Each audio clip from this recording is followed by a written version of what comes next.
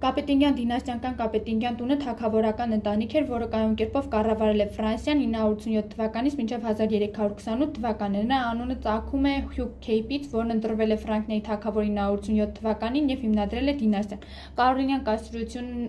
որ կառավարում էր Արևմտյան Եվրոպայի հսկայական տարածքներ, սկսում է անկում ապրել։ 9-րդ դարում կենտրոնական իշխանությունը թուլանում է եւ ֆրանկական թագավորությունը բախվում է օտարժողովուրդների, ինչպիսիք են վիկինգները, մագարները եւ սարասինները, մի շարք ներխուժումների։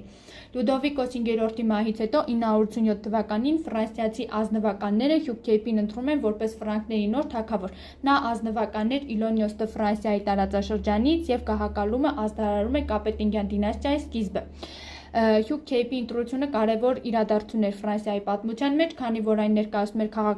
քաղաքական համակարգի էական փոփոխություն։ Ազնվականները որոշում են ընտրել մի առաջնորդ, որը կլիներ ազնիվ կառավարիչ։ Կարողանալով ամրապնդել թագավորական իշխանությունը եւ լուծել թագավորության առջեւ ծառացած ներքին եւ արտաքին մարտահրավերները, Հյուգ Քեյպն ազնվական ժառանգեր Կարոլինգյան դինաստիայի հետ ընտանեկան կապերով։ Նա թագադրվում է թագավոր Ռիամում եւ հաստատում իր իշխանությունը թագավորության վրա։ Նրա առաջին քայլերից մեկը թագավորական իշխանությունը Փարիզի շուրջ կենտրոնացնելն էր, որը կարևորագույն դեր խաղաց միապետության ամրապնդման եւ ապստամբ ազնվականների վերահսկողության գործում։ Կապետինգյան թագավորներն հաճախ կռվում են ֆեոդալ ազնվականների դեմ, որոնք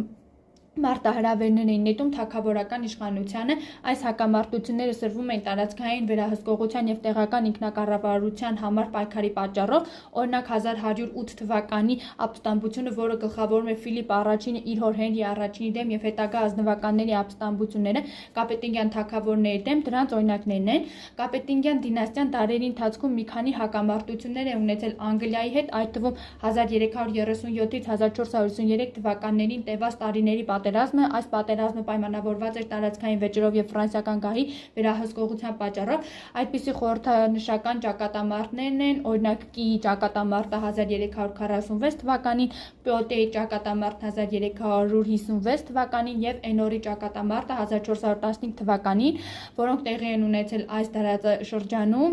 դարաշրջանում եւ ձևավորել են Եվրոպայի ռազմական պատմությունը։ Ֆրանսիան եւ սրբազան հռոմեական կայսրությունը գերմանական կայսրերի գլխավորությամբ հաճախակի բախումներ էին տեղի ունեցում տարածքային վեճերի շուրջ։ Այս հակամարտությունները սովորաբար տեղի են ունենում Լոթարինգիայի եւ Բուրգունդիայի տարածաշրջաններում, որտեղ երկու կողմերն էլ ձգտում են ընդլայնել իրենց ազդեցությունները։ Ֆրանսիան եւ սրբազան հռոմեական կայսրությունն ունեն անձնական շահեր Իտալիայում եւ հաճախ հակամարտություններ էին առաջացնում այն մասին, թե ով պետք է վերահսկի հյուսիսային Իտալիան եւ իտալական քաղաք պետությունները։ Սա